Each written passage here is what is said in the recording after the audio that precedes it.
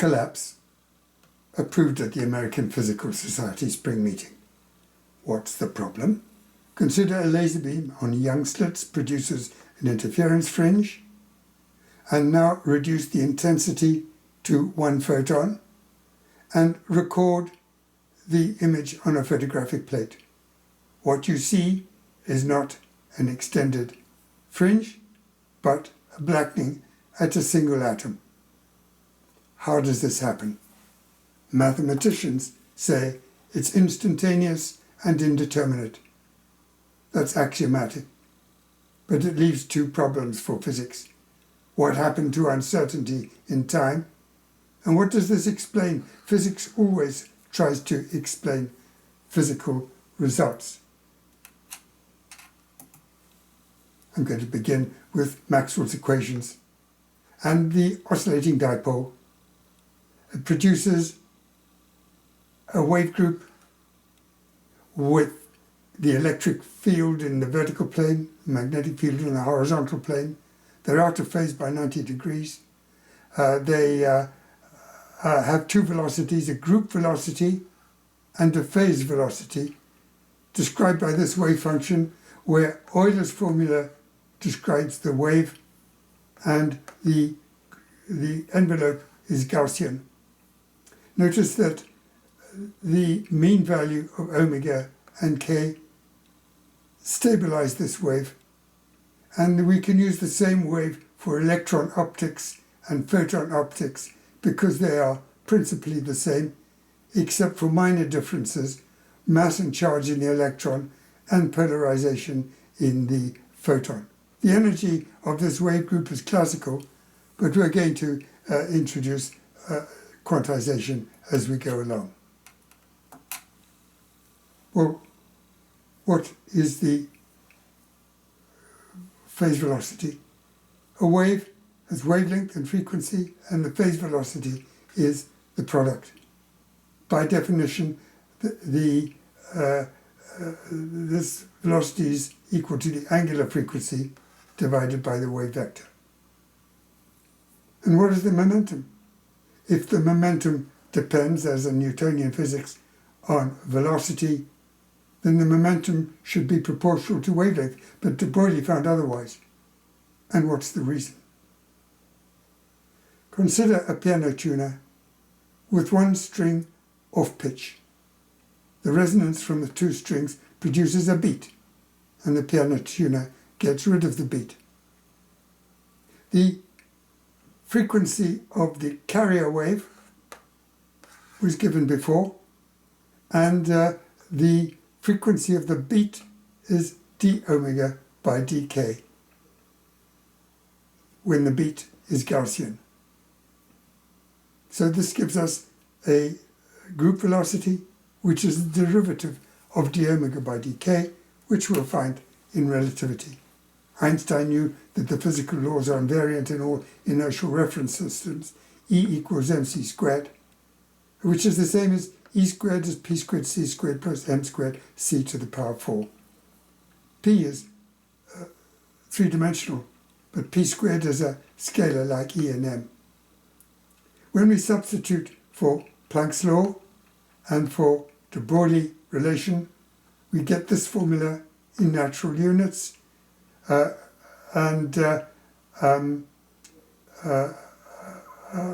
this gives us two results immediately. Mass is partly particle, partly wave, and by differentiation, the product of the group velocity and the phase velocity is equal to c squared. I can plot them. Here's the rest mass, here's the relativistic mass. At low k, the group velocity is Newtonian, E equals half mv squared. But in relativity, it limits to c, and the phase velocity is the inverse of the group velocity. The photon has no mass, E equals pc. These numbers are experimental. You can either find them in the electron microscope handbooks, or you can calculate them very easily. Here's the rest mass. The energy is the rest mass plus the acceleration energy of the gun. That's known, measured. and PC is the vector difference. Using Pythagoras' theorem, we find omega and k. Here's the frequency, here's the wavelength, and the phase velocity is the product. The group velocity is the inverse. The rest mass is 500,000 electron volts, separates the relativistic from the non-relativistic. The product of the group velocity and the phase velocity is c squared. Notice that an electron of 10 electron volt energy has a difference of phase velocity times group velocity divided by group velocity is 10,000 times. High energy physicists say we don't have to worry about that because everything's at high energy. That's true of the direction propagation, but it's not true of the transverse wave necessarily. So they need to do their sums again. What about uncertainty? The uncertainty is the full width half maximum. Here it is. And when we take the Fourier transform, you find this uncertainty in angular frequency. The dual uncertainty, dt d omega equals 8. This is 16 times larger than Heisenberg's limit. And likewise, dk sub x is equal to 8. Fresnel knew about uncertainty 100 years before Heisenberg did. This value is experimental. It's the critical condition in X-ray lithography. And notice that the dual uncertainty passes from negative to positive around the critical condition. And whatever the Heisenberg's limit is, it's supposedly somewhere in this melee. The critical condition is 3 times larger than Heisenberg's limit. From now on, I'm going to consider momentum quanta because they're easy to visualize, and the consequences are universal. In diffraction, the diffraction pattern of a crystal shows momentum quanta, ky, k sub z. And the probe is periodic, the crystal is periodic, the diffraction pattern is periodic, follows Bragg's law, n is integral. N equals 0, 1, 2, 3, 4, 5, 6. Odd orders in this case are suppressed by structure factors. Half the atoms scatter in antiphase with the other half. The quasicrystal is completely different.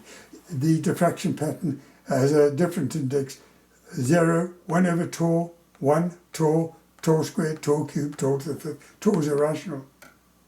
It gives us a quasi-Bragg law. And the ratio of the sides of the golden rectangle are 1 to tau. This is icosahedral cluster made up of icosahedral unit cells. And the stretching factor is 1 to 1 plus tau, which is 1 to tau squared. We're going to use that again in a moment. Here's manganese. Here's the unit cell. 5 unit cells on 2 planes gives you a cluster. 5 clusters on 1 plane gives you a supercluster. The structure is infinitely extensive, uniquely aligned, uniquely icosahedral. The stereogram of the icosahedral structure is shown with these principal axes, and the principal diffraction planes are normal to them. They are all 3-dimensional, geometric, simple and complete. Dimensions should not be multiplied without necessity. So, how do we understand this diffraction? In the crystal, the interplanar spacings are unique at any particular Bragg condition. And the difference in path length between these 2 red rays is lambda, so that the wavefront is planar. Quasicrystals are completely different, as you've just seen. There are multiple interplanar spacings. And the wavefront is higgledy-jiggledy. It shouldn't diffract at all. but it does. How do we understand it? We use the structure factor method. We can't use Bragg's law. It has the wrong orders. In the structure factor method, we project each atom in a unit cell onto a selected plane normal and sum the phases. In the quasicrystal, we make two adjustments. Because our unit cell is not periodically repeating, we have to sum the whole crystal, and we can do this iteratively using the stretching factor. And we have to include a coherence factor because the wave front is higgledy-piggledy. And what's the first finding? There's no Bragg diffraction.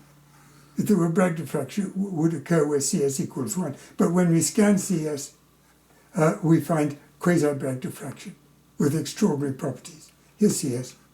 And it's the same for all the beams in the original later, hundreds of them. It's the same for all orders and for all indices. These are all very surprising.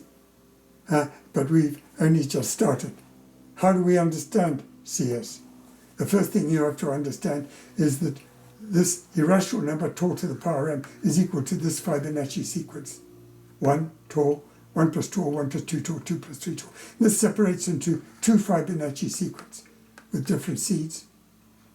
One's natural and one's irrational. And you can approximately rationalize that by substituting for tau the fraction 3/2 and then subtract to find the irrational residue. And this has, again, the most remarkable properties that you could never have guessed. CS is equal to 1 over this residue is exactly the same as the inverse of the CS we discovered numerically. And 1 over CS is equal to tau minus half. And it gives you a scattering angle 12% different from what Bragg's law would find for the same d spacing. That's the same for all n, or for all orders. This CS causes systematic change in scattering phase in Euler's wave. And a similar result is found in complex Fibonacci sequences. So, knowing CS, we can measure the quasi-lattice parameter. And we find by conventional means it's equal to 0.29 nanometers, the same as the diameter of aluminum, as it has to be. This verifies the method and the structure. And we can calculate other things. Look at the blue wave, it's a block wave. Block waves are found in crystals. They're commensurate with the unit cell and with the lattice image periodically repeating, but incommensurate with the quasi-lattice. However, if we stretch the block wave by the metric function, surprise, surprise, it produces a quasi-block wave, which is commensurate with the geometric quasi-lattice, both long range and short range about each intercept. So Scherkman's report that this has long range order but no translational symmetry is obviously wrong. And the result is so extraordinary in so many different ways that you can't say that the quantization is by chance. It has to be causative. And therefore, all quanta are resonances to emission or scattering stimuli and measurement. This is a consequence we have to draw from the facts of quasicrystal diffraction. And we can go quaton to collapse. The incident photon interacts with the photographic plate in time and starts to stimulate the atoms. It's as these atoms are stimulated, one atom has the right hidden variables to interact resonantly with the incoming wave. And it resonates, absorbs energy, creates an anti-photon, and the photons annihilate, depositing the energy on the atom in the photographic plate. This is how collapse occurs. And the conclusions are the quantum is a harmonic resonance and collapse is atomic resonance with photon annihilation. That's the short. If you want to read along, press pause.